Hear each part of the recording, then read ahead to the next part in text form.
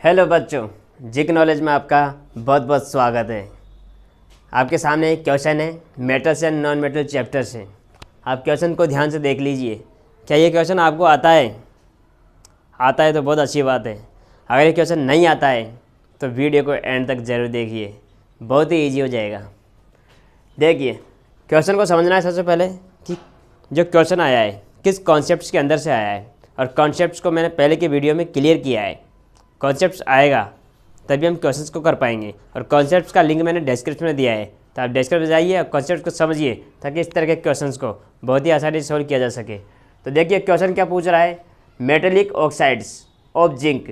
तो जिंक के भी ऑक्साइड है, मैग्नीशियम के ऑक्साइड एंड कॉपर के भी ऑक्साइड वर हीटेड। उनको क्या किया जाता है? हीट किया जाता है विद द फॉलोइंग मेटल्स। तो हमारे को मेटल दिए जिंक, मैग्नीशियम और कॉपर, इनके साथ इनको क्या किया जाता है? हीट किया जाता है। तो जिंक ऑक्साइड भी दे रखा है, मैग्नीशियम ऑक्साइड भी दे रखा है, कॉपर ऑक्साइड भी दे रखा है, मतलब इस टेबल को हमें कंप्लीट करना है। तो हीट करने पर क्या बनता है देखते हैं। In which case will you find displacement reaction. तो डिस्प्लेसमेंट रिएक्शन की बात हो रही है, डिस्प्लेसमेंट रिएक्शंस टेकिंग प्लेस। तो हमें ये बताना है, इसके अंदर ये बताना है कि कहाँ पर डिस्प्लेसमेंट रिएक्शन पॉसिबल है। और मैंने बहुत ही अच्छे से बताया था आपको कि डिस्प्लेसमेंट रिएक्शन किस जगह पर पॉसिबल हो सकती है। तो देखिए, डिस्प्लेसमेंट रिएक्शन को समझने पहले आप कॉन्सेप्ट को समझिए। कॉन्सेप्ट ये था कि कोई मेटल हमें दी जाएगी और मेटल के साथ में कोई कंपाउंड दिया जाएगा, उसमें मतलब मेटल रहेगा और वो कंपाउंड रहेगा। तो कोई कंपाउंड दिया जाएगा, मेटल और कंपाउंड होगा, मतलब कोई कंपाउंड होगा, उसके अंदर जो मेटल है, जो बाहर की तरफ जो मेटल है वो क्या होगी? More reactive metal. और जो कंपाउंड के अंदर जो मेटल है वो होगी लेस रिएक्टिव मेटल। एक तो ये कंडीशन आपको पता होनी चाहिए। उसके अलावा मोर रिएक्टिव मेटल कैसे पहचानेंगे, लेस रिएक्टिव मेटल कैसे पहचानेंगे, इसके लिए आपको रिएक्टिविटी सीरीज जाननी चाहिए। क्या आनी चाहिए? रिएक्टिविटी सीरीज जाननी चाहिए, जिसको मैंने पहले के वीडियो में बहुत अच्छे से क्लियर किया है। तो एक बार फिर भी मैं बताता हूँ आपको। का, ना, का, मंगल, काना का मंगल, जाना, फिर लड़े। पीवी को बोलते हैं लड़े, लेड बोलते हैं इसे, लड़े, फिर लड़े, कॉपर,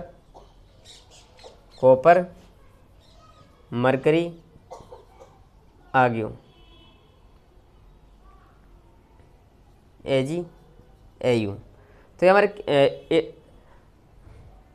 इस तरफ जाएंगे तो रिएक्टिविटी क्या हो रही है? डिक्रीज हो रही है। रिएक्टिविटी क्या हो रही है? डिक्रीज हो रही है। तो अब हमें ये चेक करना है, हमें ये पता चल जाएगा कि कौन मोर रिएक्टिव है, कौन लेस रिएक्टिव है। अगर बाहर की तरफ जो मेटल है अगर वो मोर रिएक्टिव है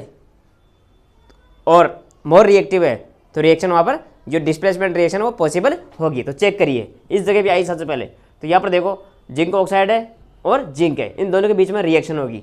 तो देखो यहाँ पर जो मेटल है, बाहर की तरफ जो मेटल है वो जिंक है और अंदर की तरफ मेटल है वो जिंक है, तो रिएक्शन पॉसिबल ही नहीं है क्योंकि सेम मेटल आ गई।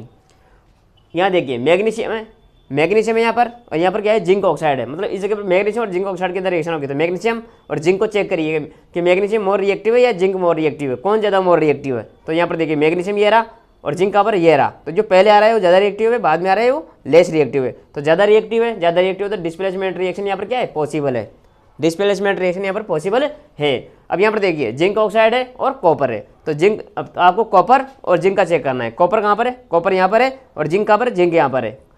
तो मोर रिएक्टिव कौन है? जिंक मोर रिएक्टिव है, तो मोर रिएक्टिव नहीं है ये, तो यहाँ पर रिएक्शन पॉसिबल नहीं है। बाहर की तरफ जो मेटल है वो लेस रिएक्टिव है। उसके बाद मैग्नीशियम ऑक्साइड के अंदर देखिए, मैग्नीशियम ऑक्साइड कहाँ दे रखा? ये दे रखा, और मेटल कौन सी है? जिंक है। जिंक कहाँ पर है? ये रही। तो जिंक तो क्या है? लेस रिएक्टिव है, यहाँ रिएक्शन पॉसिबल नहीं है। यहाँ चेक करिए मैग्नीशियम और मैग्नीशियम, यहाँ पर भी रिएक्शन पॉसिबल नहीं है। बाहर की तरफ कौन है? कॉपर है, और अंदर की तरफ कौन है? मैग्नीशियम है। बाहर की तरफ कॉपर ये रहा और मैग्नीशियम ये रहा। तो मोर रिएक्टिव कौन है? मैग्नीशियम। तो ये रिएक्शन भी यहाँ पर पॉसिबल नहीं होगी क्योंकि कॉपर क्या दे रखा है? लेस रिएक्टिव है, क्योंकि दोनों में आपको कंपेरिजन करना है। उसके बाद यहाँ जिंक दे रखा है, क्या दिया हुआ है? जिंक। तो देखिए जिंक है और कॉपर ऑक्साइड, मतलब जिंक और कॉपर को चेक करिए, जिंक ये रहा और कॉपर ये रहा। मोर रिएक्टिव कौन है? जिंक। जिंक मोर रिएक्टिव, मतलब डिस्प्लेसमेंट रिएक्शन यहाँ पर क्या है? पॉसिबल है। उसके बाद देखिए मैग्नीशियम है और कॉपर ऑक्साइड है, मैग्नीशियम और कॉपर ऑक्साइड है। तो मैग्नीशियम कहाँ पर है? ये रहा, और कॉपर ये रहा। तो तो यहाँ पर देखो मैग्नीफिक क्या है, मोर रिएक्टिव, मतलब बाहर की तरफ जो मेटल है मोर रिएक्टिव है, तो यहाँ पर डिस्प्लेसमेंट रिएक्शन पॉसिबल है। उसके बाद यहाँ देखिए कॉपर है और इधर भी कॉपर है, सेम मेटल होने की वजह से रिएक्शन नहीं हो पाएगी। तो आपको समझ में आया।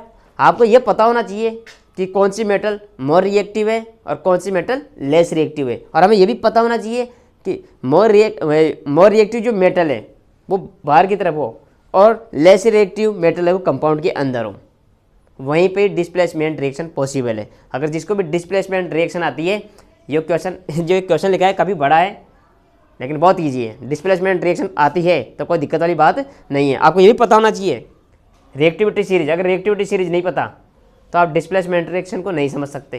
तो आप इसको एक बार कन्फर्म कर लीजिए, का ना का मंगल जाना, फिर लड़े हैं,